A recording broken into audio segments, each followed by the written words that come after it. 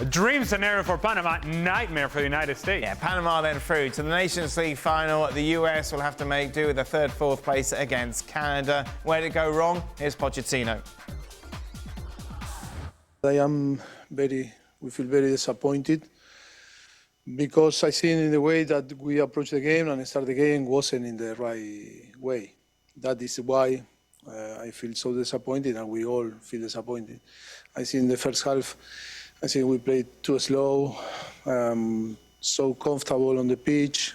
We didn't show aggression. Panama is a physical team that is difficult to find the space because in the system that they use, 1-5-4-1, I think it's not easy. But I think the second half we show. I think that was the way to approach the game from the first half. It's not excuse, but also the dimension of the pitch will help a little bit to Panama to be narrow and close and not to provide us the space maybe that sometimes 1-2 meters make the difference. I don't say that I like this, no, but it's to pay attention because, okay, we are USA, but you cannot win with your shirt. Or you cannot win if you play here, there, or I don't know. You need to show, and you need to come here and be better, and suffer, and win the duels, and work hard. You know, if not, it's not going to be enough. What the heck was that? Well, the first half was a snooze fest for the United States and for Panama, for that matter. But that's the way Panama would have wanted it. Now, before I get to the specifics of the game, Mauricio Pochettino, and we talked about it earlier in the week, leading up to this match was having a conversation about the United States becoming the number one team in the world in 10, 15 years, and the capabilities of this country maybe becoming, sooner. Yes, maybe even sooner, that they have that in them. Now, you can't have that conversation and then have this performance. You can't float that idea out there and then not be able to consistently beat Panama. Because if you look at Panama has eliminated the United States from the Gold Cup, they've eliminated the United States from Copa America, and now Nations League. If you cannot get past Panama, I think we got to go back to the drawing board. Let's get back to square one. And as it pertains to square one and Mauricio Pochettino, I think officially now we can say that the honeymoon is over.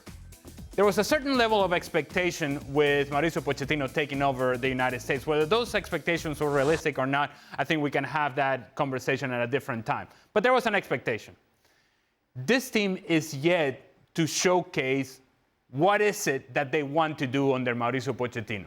What is it that they want to be as a group? How are they going to play? And how they're going to go about becoming this team that is going to take a major leap forward. And it's going to have to take a major leap forward if indeed they're going to be a protagonist in the World Cup, which you're expected to be when you are one of the host nations. This team lacked emotion, lacked intensity, slow, very slow, super slow-mo. There was nothing about this team in the first half in particular that you thought they're about to pick up the speed here. They're about to do something. There's going to be a change of pace. There's a 1v1 situation. Somebody's going to take somebody on in a 1v1. A little dip of the shoulder, a little step over, a little magic, a little something. Nothing. You know those, and have you seen me eat them before, those chia bars? Oh, yeah, God, those awful things. Yeah, chia seed bars. There's nothing in them. Yeah, no point. That they're like sugar-free, yes, fat-free, calorie, whatever nonsense or other, and they taste like cardboard. Yes. That was the United States yesterday. Yeah. They tasted like cardboard. No taste whatsoever to them. They had nothing about them that showcased something different than what we've already seen. And the players that are supposed to be the difference makers, Christian Pulisic, very quiet. Joe Sargent, try to make a couple of runs, but no service coming. And then the totality of the performance through the midfield is so very sleepy. He mentioned the second half as being some sort of change. Resurgent, yeah. I mean, marginally better, but nothing to say that's who we want to be. Because if that's who they want to be, is simply not good enough. What was the biggest problem with them yesterday, Steve? I mean, he was talking about the pace they were playing at. I mean, when you're better than the opposition, the way you're going to beat them is by moving the ball quickly and exposing their weaknesses. But the one thing I kept thinking about watching this was, I remember when I came to this country, and then probably for a good decade after I got here, the one thing you were guaranteed from any US team wasn't just that the players had some ability, because they've always had ability, but there was a grit and a determination, regardless of who the opposition were. If it was Germany, it was the same as if it was Panama all those years ago. It made no difference. And that grit and determination makes you become aggressive. Again, something he was talking about that wasn't there. And that aggression makes you play the game quicker. It seems to me that the players have been listening to all of the noise outside them with this golden generation nonsense, and they believe it. And so, I'm not saying all of them, but it feels like they just think that they're going to turn up and play and talk a great game. It's all about how we're going to play an open, expansive game, and we're going to do this and we're going to do that. But the bottom line is, doesn't matter who you're playing, doesn't matter who you are, you've got to start with the grit, the determination, the aggression, and all of those things. And then the ability that you do have will come out. That just has disappeared. And now, this is, again, just a general statement. The embarrassment of losing again to Panama, that's on its own, that's bad enough. But the embarrassment of the lack of support this national team has in that stadium. Now, we joked about it. It seemed like it was friends and family only. It's like we had gone back to the awful days of COVID where it was empty stadiums. And it's even made worse by the fact that 2 hours later, Mexico had that stadium jumping, packed. The United States, for whatever reason, and I suppose those reasons are clear to some people and have been for many years, but they cannot attract people to come and watch them play in an elimination game that is supposed to be an important game for you. Beyond that, coaching decisions. Mauricio Pochettino. Because we now have to start criticizing Pochettino as we used to criticize Greg Berhalter. Timothy Weah playing on the left-hand side doesn't make any sense. Because if there's one thing that he does really well and has done really well for this team down the right-hand side is give you width, speed, change of pace. To see Timothy Weah on the left-hand side because you think that he's going to give you what Anthony Robinson doesn't give you, given the fact that he wasn't playing, that he was out injured, now you're sacrificing what you do on the right-hand side. So you don't have Anthony Robinson as a natural outlet down the left-hand side, and then Timothy Weah, who's your natural outlet down the right-hand side, then you don't have that either. So do you have no width? This team had no width yesterday. And so everything, and he just mentioned the dimensions of the field, are very tight at SoFi Stadium. So what do you need more than anything? More than anything to create space, you need width so you can stretch Panama as much as you possibly can. But if you have no width, natural width on the right, no natural width on the left, everything happens in the middle. And if everything happens slow, guess what? There is no space, no time to play. And whenever you try to play a ball in behind, that space is already gone, already collapsed. Panama did a good job of condensing the space. The United States were too slow. Let's welcome in, shall we? Former US international Herculez Gomez is with us. Herc, you put out a tweet saying if it was one word to sum up yesterday's performance, it would be pathetic. What was most pathetic about it? Everything. I think you guys have covered it very well. Pathetic from the desire you saw on the pitch from the players, the player selection, the tactical lineup, the fans in attendance, very few that came out. Let me start there because I hear, well, it's Los Angeles on a Thursday, 4 o'clock. What do you expect? I guarantee you if the Mexican national team is playing at 4 o'clock, that stadium is going to be just as we saw it last night versus Canada. The U.S. men's national team right now, and for a long time, hasn't just had problems to draw. They're not a likable team on many levels. It used to be the coaching front, now it's the players, then it was the federation. The men's side is not a draw in its own country. You see what's on the field, and there are a few, I'm going to go with the players first. There are a few head scratchers in the adjustments or the tactics, but the players are on the field. You've got to at least show desire. You've got to at least show motivation, pride. these players, this golden generation, has not done anything that the previous generations have not done if we're not talking about Mexico. Previous generations before it, decades before, other national teams for this program were doing things this program wishes they could do. The only thing that gets fans excited about this program are where their players play at the club level. They're not an easy team to root for if you're a fan. You see the disinterest in some of those players in playing against a team that was depleted by injuries and absences in Panama. If you look at this as an outsider, a neutral, there was one team that knew exactly how they wanted to play. As limited as that was, they had an identity. The U.S. men's national team at no point in time had solutions for that mid-block, had solutions for those tight, limited lines and high energy and pride of the Panamanian side. And the worst part is, the U.S. men's national team almost won this. They could have easily just won this 1-0 and scraped by, and it would have papered over what would have been another lackluster performance from Mauricio Pochettino's U.S. men's national team. The players have a lot of blame here, absolutely. I know this is a U.S. men's national team that's been hampered by injuries. You don't have Sergiño Dest. You don't have Anthony Robinson. You don't have some playmakers that could change the game, your first 2 or 3 best nines on the field. But you have more than this Panamanian side to win. Now, Mauricio Pochettino, my God. He goes a few days ago and says in 5 to 10 years, they could win the World Cup? What are you talking about? What has the U.S. men's national team ever done to give you an inclination that it could win the World Cup? What have these players shown you in these camps where you could say, hey, we're going to be one of the best teams in the world soon?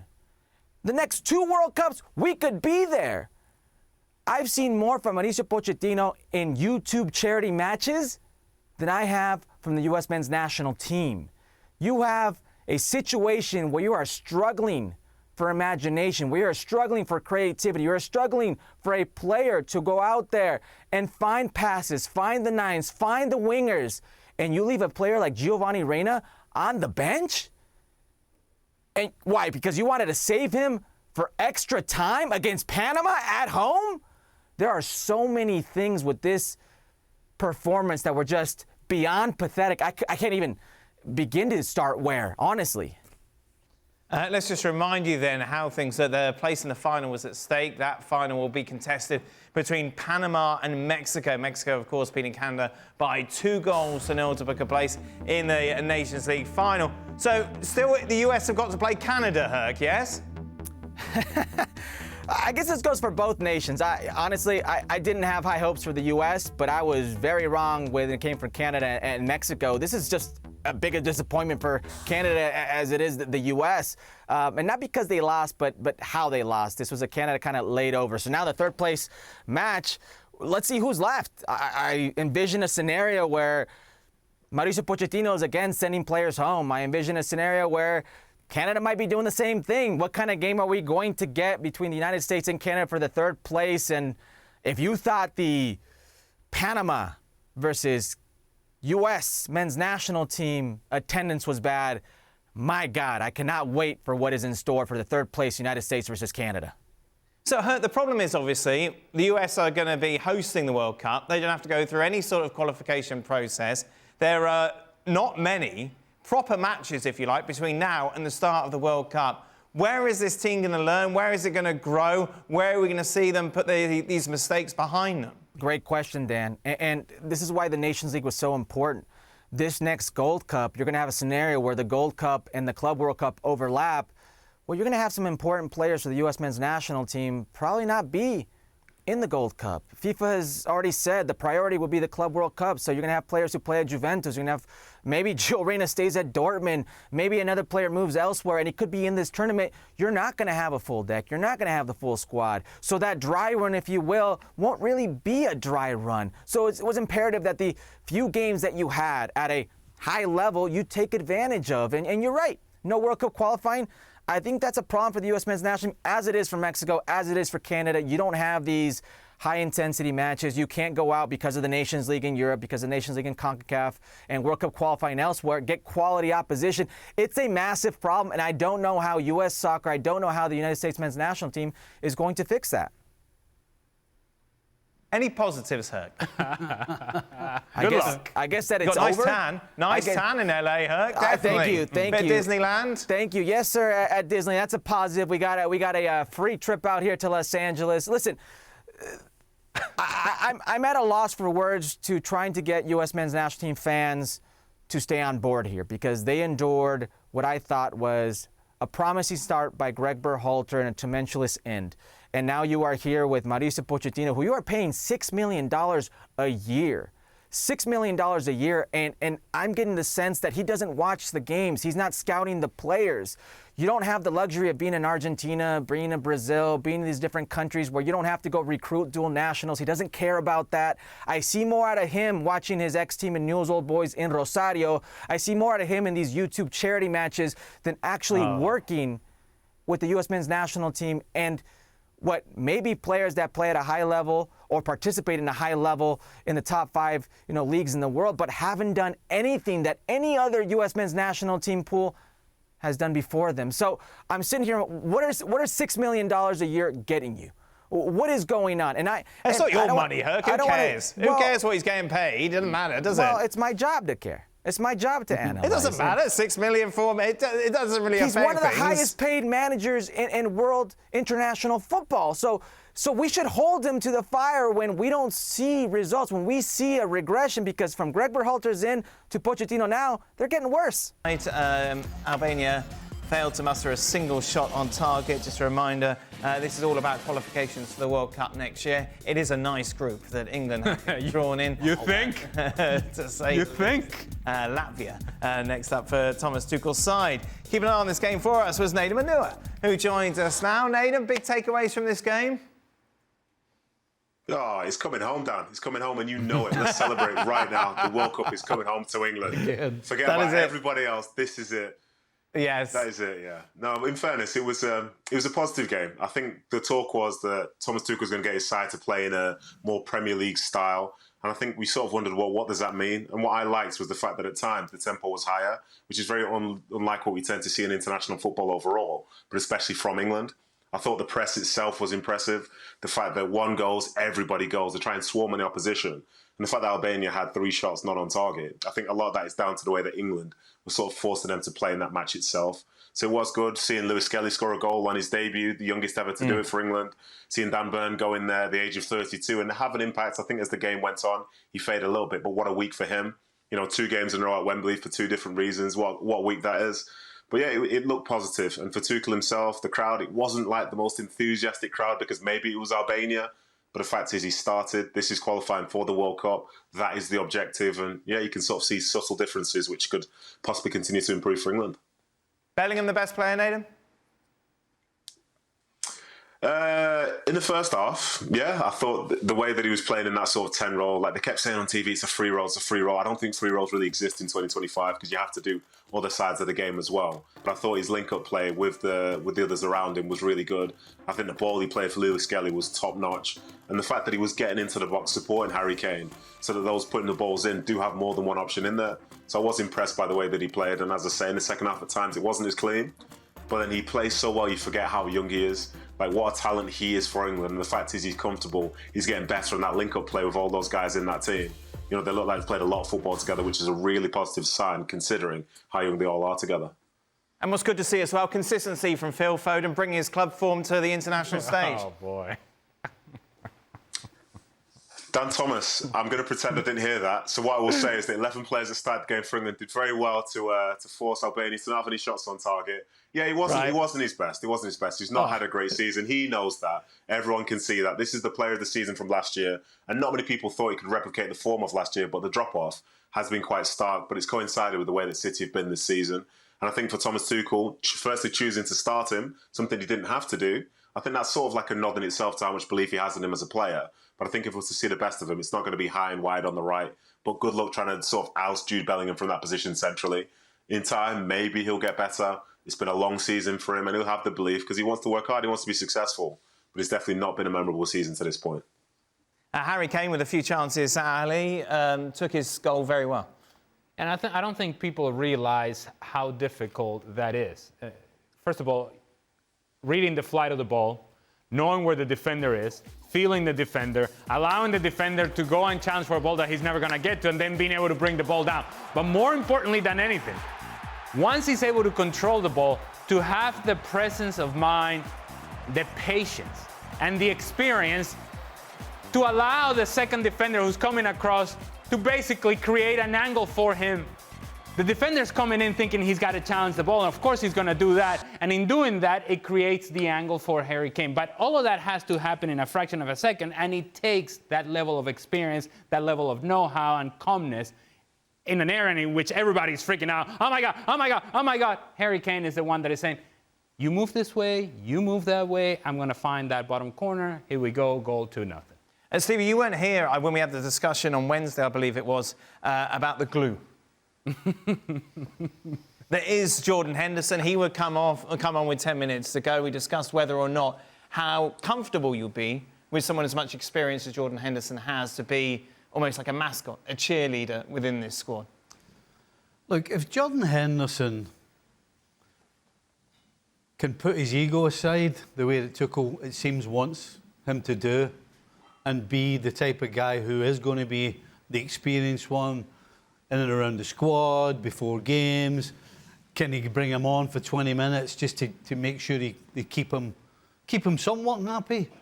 Then it's a fantastic thing for any manager to have. Right. Somebody like that who you know would take the mick, the glue, but he's right. If you can have somebody like that, then I think... Would you be comfortable in that role if you were asked as like a veteran? I think if the manager takes you aside and says, look, I know that at times I can put you on the field and you can do the job. Right. But I want you to do another job which I feel is as important. And that is that we want to keep everybody together. We want some young guys, but we need experience to help the young guys. And you're the perfect man for the job. Plus, as I said, I can put you on the field and we don't lose anything. So, are you up for it? I mean, as I said, it's all about getting somebody who doesn't have a big ego and who's more than happy to do a great job. And I would suggest Henderson probably is that man. After Jurgen Klopp famously questioned whether or not you'd ever played the game, it was Jordan Henderson, I believe, Nathan, who told him, in fact, that you had. Yeah. Well, he's just a cheerleader for everyone. Yeah, you know, that's... I love what you've done there, Dan. That's beautifully put. So, yeah, Jordan Henderson, thank you. And I think in regards to what Stevie was saying there as well, I can see the value in it because I think in this day and age when the squads are bigger at international level, I think the number's 26, I think you can afford to have other players in there that give you a different sort of look. And for Tuchel, knowing that the months ahead, leading up to the World Cup, are going to be really tough months from him, and the tournament itself is going to be tough, he wants a level of experience that exists there. But for somebody who, in Jordan, will be appreciative of the fact that he's still in the mix with this England side. But this is a guy who's not just making up numbers as such, because he's the captain of Ajax. You know, think about what type of feat that is to be captain in one of the biggest clubs in European football. He's the captain there, and he's captain for a reason. When I haven't been lucky enough to play with him, I see how he sees the game. I see how he carries himself off the pitch. I see the drive that he has. And even when he came on today, I was looking and seeing how he was trying to organise those around him, the ability to change tempos when needed. And as Stevie said, you can bring him on and it not really affect the game from that standpoint. And I think for Tuchel to have somebody on the sideline like that is a big deal, in my opinion, because not everybody will be able to have that. And for Jordan himself, I don't think he's daft to be thinking I'm going to be playing every single time there's an England game. But the manager knows me, trusts me, and he's going to give me a chance potentially to play in one last World Cup in his career. Like, these things are every 4 years. There's an emotional side to that. Jordan's somebody that's immensely proud whenever he gets the chance to play for his country. So for him to be back in the fold, to him to feel like he's got a new lease of life, but also have the responsibility of helping those around him, I think Tuchel's spoken to him and he said, this is a no-brainer, I have to have him in the squad. And that doesn't surprise me one bit, and hopefully the two of them can be successful together. Just a reminder. Are we sure that Natum is not the glue? It felt like Natum was cheering us. Natum was very much the glue at QPR. And it's Brazil then who get that victory to win by 2-1. We take a look at the standings. Obviously, they could change because literally, as we say, it's Ecuador against Venezuela at the moment. We less on that, really, for us. Brazil up to second now in Commonwealth qualifying. Remember, they take on Argentina on Tuesday. We ask for Vinicius Junior to step up in these sort of games, wins the penalty, scores the winner. Yeah, all right. I suppose I'll buy that. Yeah. He needed a big moment, and this was a big moment. Now, some would say it comes off a deflection. Regardless, still a big moment for him, a big moment for Brazil. Big 3 points for Brazil. Those are the good news. Now, let's get to the facts of this game. Oh. Right. Don't like the sound of that. I feel like... Six minutes into the game, after Vini Jr. draws the penalty and Rafinha takes it, it's all Brazil all the time. Here we go. Brazil. Yep. Let's just say the contrast in emotion of the crowd, I think, paints a very clear picture as to how Brazil were playing. At 6 minutes, they're winning 1-0. The crowd is going crazy. About 40 minutes later, going into halftime, that same crowd were booing Brazil. Booing Brazil. Because the truth is, you look at a team that turned the ball over time and time again. Best example of that is the Luis Diaz goal, but that was happening consistently for Brazil.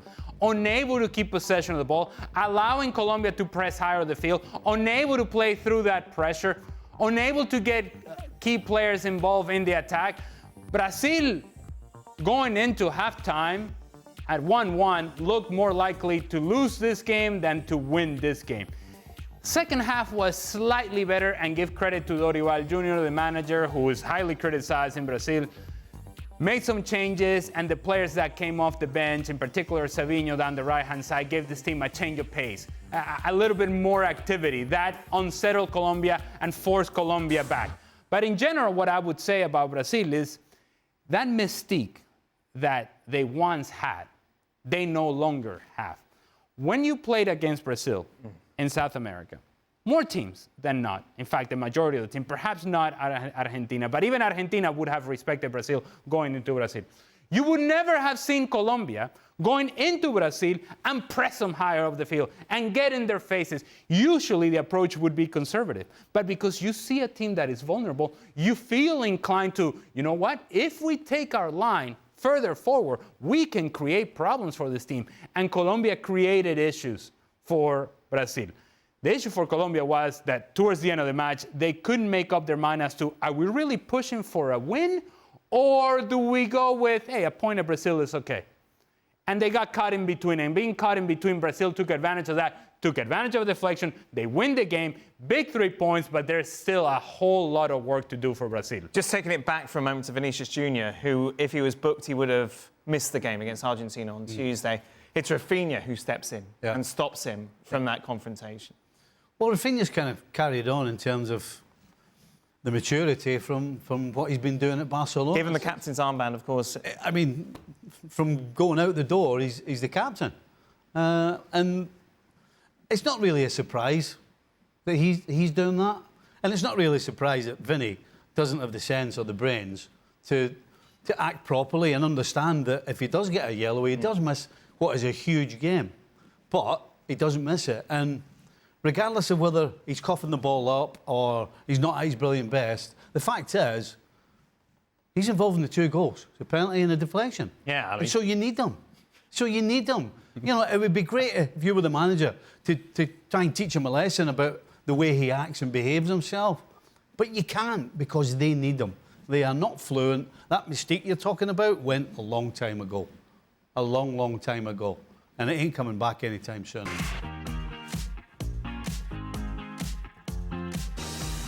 Welcome into the latest edition of Extra Time. Nadim is here, Ali and Stevie is... How are you, Nadim? Are you enjoying the international break? Are you doing anything special with yourself? No, nothing special. Actually, I tell a lie. I'm playing a charity football tournament on Sunday, so I'm sure you see a video somewhere, hopefully of me lifting a cup somewhere. Yeah, who knows? Oh, congratulations, Nadim. Well done. What was it, against under-12s? No, it's more like an old person's tournament, this one. So yeah, Sunday. To bring it on, let's play well, score some goals, win some matches.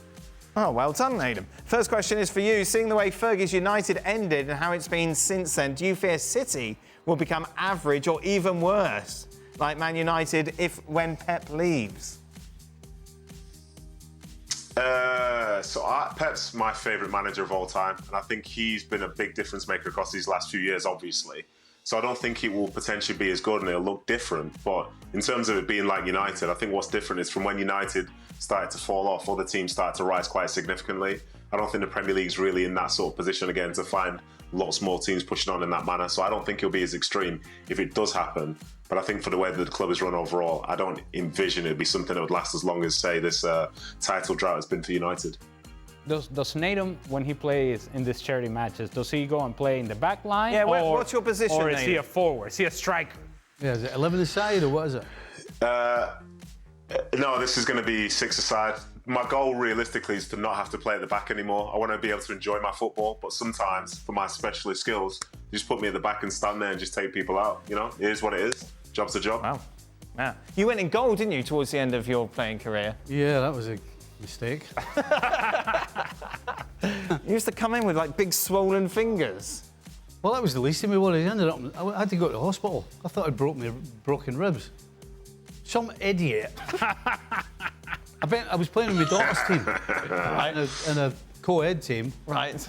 And somebody's had a shot. It's just trickling to me. So I go down on the knee, classic goalkeeper, down on one knee. Yes. Scoop it up. Scoop it up. And just as I'm getting back up, some balloon comes right into me with his knee and hits me right in the ribs. Oh, it wasn't your daughter? No. I had to go to the hospital. Oh, dear. That was the last. That was it? That was it. You retire from goalkeeping? I never played since, I don't think. Oh, no. What an end to a career. Shame that athletic body has been put to bed. Yeah. Gone. Stevie, how do Liverpool address this March slump at the start of each season? Every year, the team are expected to challenge for multiple trophies, yet most seasons they experience a collapse around March. It's your quadruple talk. I don't think it's most seasons. I think definitely last year. Yes. And last year is completely different to this year. You know, last year's problem was they had a lot of injuries. Yes. But they battled through, won games, won the Carabao Cup final. But then all the players that were injured came back. But unfortunately, they came back. They weren't injured, but they weren't fit and sharp. No. So in order to win games in the Premier League, you need to have that sting in your legs and that sharpness. And although they weren't injured, as I said, they were still playing, but they couldn't get it done.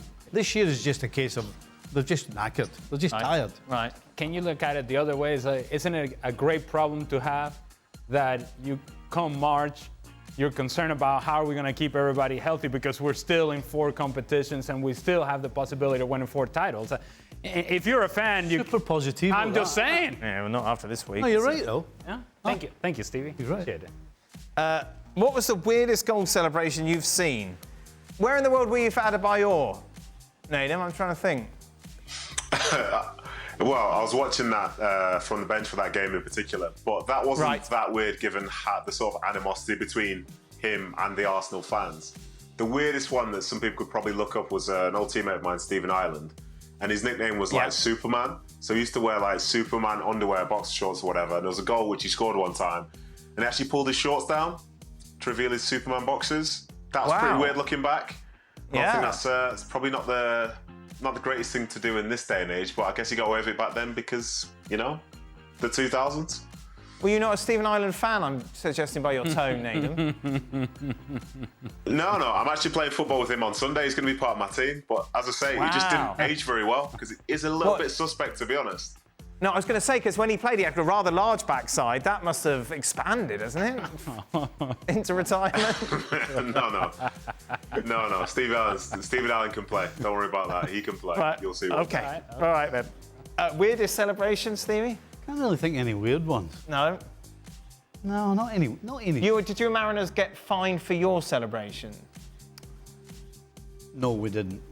You got away with it? We got away with it. Right. That's when you made some gestures which would not be approved if we did that now. Yeah, we what happened was we were 3-1 down in the 90th minute. Yeah.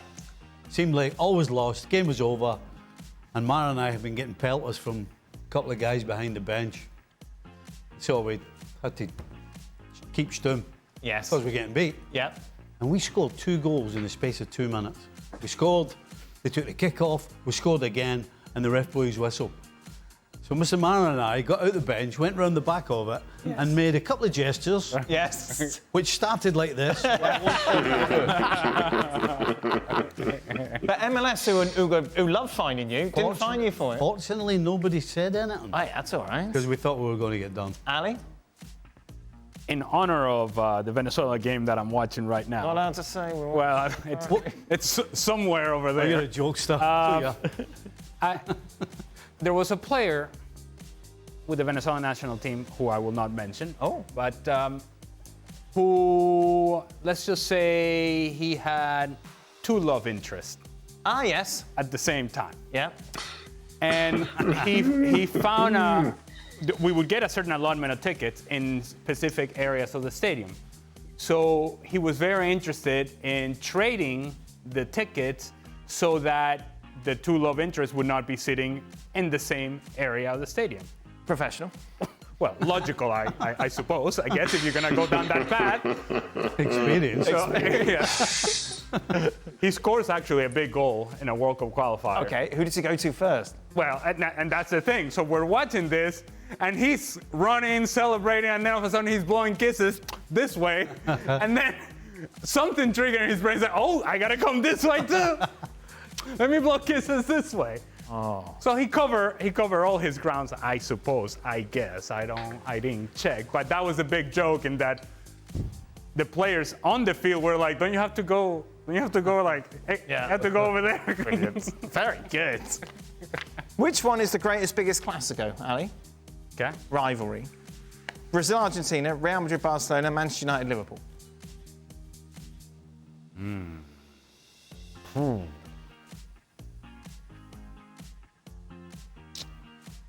I think you can put United, Liverpool third, can't you? Well, for me, yes, but I know that there are other people that may be far more. It depends where you come from. Might be far more invested. Man, I'm gonna say Argentina, Brazil. There's a lot of historical dislike there, and not only is there a dislike, but there is a lot of quality between the 2 teams. And I only mention Argentina, Brazil because they don't play against each other nearly as often as Barcelona against I think that's a really valid point, considering we could see a Clasico Champions League final, Correct. Copa del Rey. We still got Clasico to come. Correct, and it sort of becomes. It doesn't. I wouldn't say diluted, but you see it enough, and it's the same protagonist. You kind of get used to the idea of El Clásico. Whereas Argentina, Brazil always has expectation behind it, regardless of who's playing for Brazil and who's playing for Argentina. And usually, you probably have one of the 2 or 3 best players in the world on the field at the same time. See, that's a great point.